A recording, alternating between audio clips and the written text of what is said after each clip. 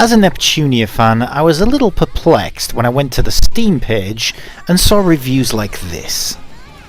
Even for Neptunia game, this game is so bad. Don't get me wrong, I love Neptunia game, but over these past years the quality is declining.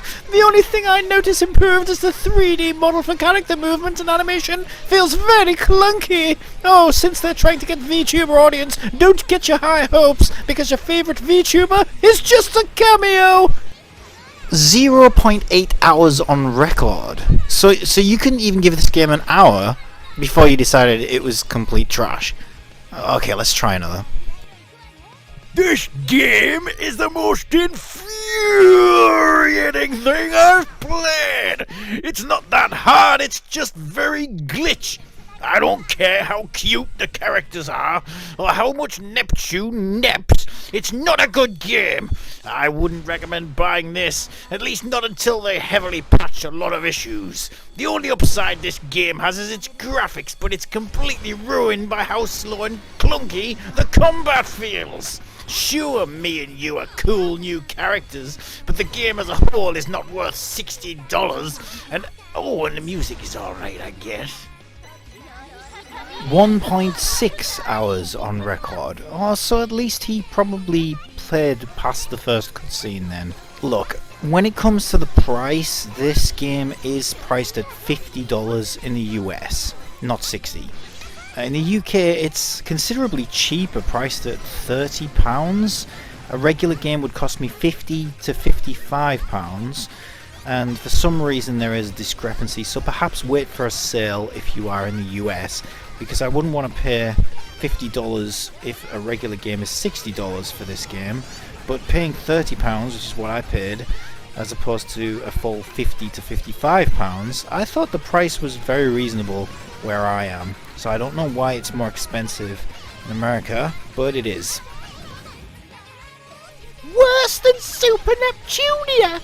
Do you like Neptunia games because they're cute, they're funny, and because they're video games about video games, where the main characters have video game consoles in the form of anime girls, and they have some light fun service here and there?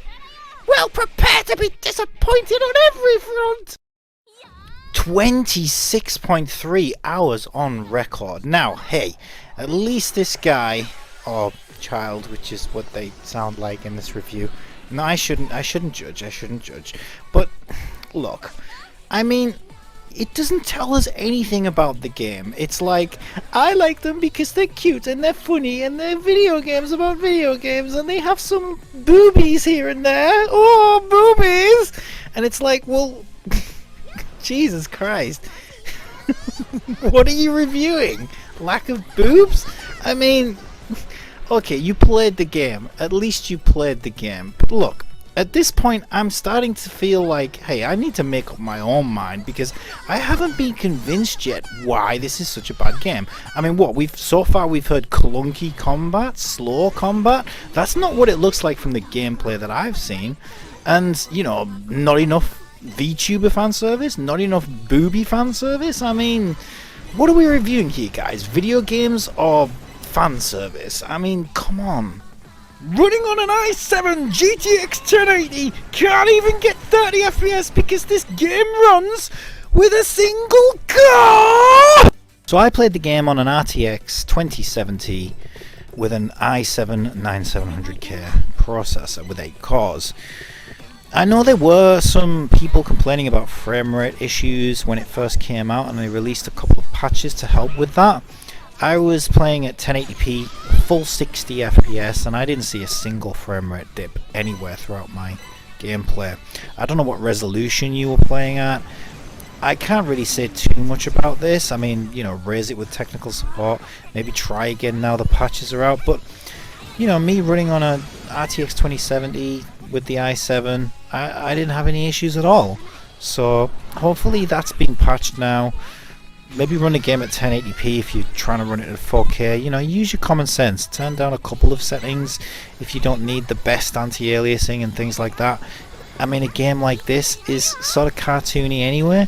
you don't necessarily need to have everything running on maximum settings to enjoy the game, especially if frame rate's important to you, like it is for me. I'll always choose a lower resolution for a smooth 60 FPS experience than a higher resolution if I'm gonna be locked at 30 FPS, because it just feels so much nicer. So after spending some time learning that every single entity on the planet and their dog hate this game with every ounce of their being, well, naturally I thought this could be pretty good. Besides, I mean, Steam gives me 2 hours to make up my mind, and up until that time I can still request a refund if it's as bad as people say. But I don't know, from the gameplay clips that I'd seen, I just thought this looks, well, let's find out. So at the moment of jumping into the game for the first time, I knew there were 2 huge risks taken with this game, which could easily divide the player experience. I'd read a few reviews claiming that this was a cash grab and accusing Idea Factory of churning out unpolished spin-offs just to rake in cash. But this couldn't be further from the truth, since this was clearly built from the ground up, trying new things and taking big risks. A cash grab would be to release the same game with a fresh coat of paint, add some new cutscenes, and I think they deserve credit for not following that pattern. The first big risk was introducing third-person shooting, which has never been seen in a Neptunia game before. Fans of Idea Factory already got a taste of this style of gameplay with Gun Pixies, a fast-paced but very simple shooter which lies somewhere between Bullet Girls Fantasia and Peach Beach Splash mechanics. Due to the fast-paced action, there's a square in the centre of the screen which surrounds your crosshair. Enemies will be automatically hit if they sit within the square, so accuracy is very forgiving. So long as you're aiming roughly in their direction, a hit will land. Special abilities such as missiles, melee strikes and kicks can be unlocked, set and activated by holding the R1 button and pressing their corresponding button. There's also a VTuber with hack and slash combat to mix things up a little for when you want to get more up close and personal. Each girl has a different gun with different ranges and firing speeds to suit different situations. Noir is fast but short ranged, whereas Blonde is long range, powerful but fires very slowly. You can dodge, jump and skate to avoid enemy damage, and unleash special attacks once the gauge is fully charged after collecting enough energy. Although I don't agree that the mechanics are clunky, they do feel a little unpolished and are quite shallow, which makes the gameplay quite repetitive. I don't have a problem with this. I mean, this has been true for any game in the series, but adding some more character movement animations, offering a bit more weapon variety, might have gone a long way to remedy this. The second big risk they took with this game was trying out a new theme.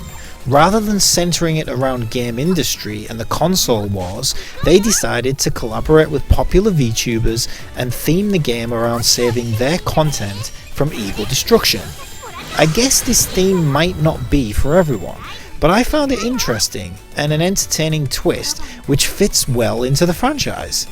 I don't follow or watch any of the VTubers who appear in this game, but I found their inclusion fun and interesting nonetheless, except for the odd one who became loud and annoying at times.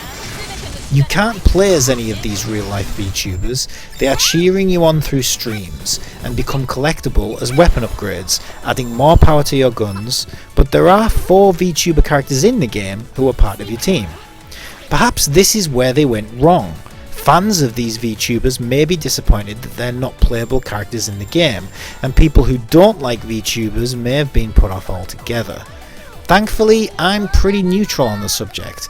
I do enjoy 2 VTubers regularly, but neither of them are in this game, so I can appreciate the effort and art form of their inclusion into the franchise, but I'm not such a fan, however, that I wished I could have played as one of them. Although, I have to admit, kicking some butt as Kizuna Ai would have been pretty cool, so maybe I can understand how some fans felt a little let down by the cameo limitation of their digital idols.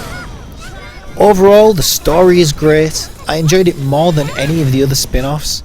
The graphics have had a significant upgrade. We now have vertical movement and level design, which is nice. There were some nice looking cutscenes towards the end. Finally, we have characters in cutscenes wearing the accessories and costumes you've set in the menus, and the soundtrack is very enjoyable too. My two biggest complaints of this game was that one of the VTuber cameos sounded like a crying baby, and her video looped constantly in one of the levels.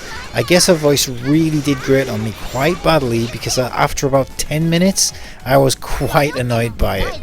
Luckily, after going into settings and turning down the video volume to 0%, it shut her up and allowed me to continue that level without getting a headache. I don't understand why such an annoying video had to be looped like that. Playing it once, or maybe once every 5 minutes, so it would have been sufficient and made the game more enjoyable, but perhaps fans of this VTuber might be more forgiving. My only other complaint is that an English dub was not available for this game, which is normally the case for a Neptunia game. Perhaps not being able to dub all of the VTubers made them think it would be impossible to dub only part of the game, but since I've gotten used to the English voice actors, the characters took some getting used to hearing them in Japanese, and I would have liked a dub for the cutscenes at least. Given the cheaper price tag though, this wasn't a deal breaker for me. It didn't ruin my enjoyment of the game, it just took a little getting used to. So my TLDR, which I've placed at the end of my video because I'm a twat, is that I thoroughly enjoyed this game. It got annoying at times, yes. It got repetitive at times, but I think most games are guilty of this. I actually think that this is the best spin-off for Neptunia to date, and if you disagree, that's fine. But don't be put off by bad reviews if you think that this is something you might enjoy. Perhaps wait for a sale if you're in America. $35 to $40 sounds like a fairer price than $50, but hey, it's your money at the end of the day. Thanks for watching. I don't normally do videos like this, but I thought this game deserved some praise for the risks that it took and the majority of things it got right.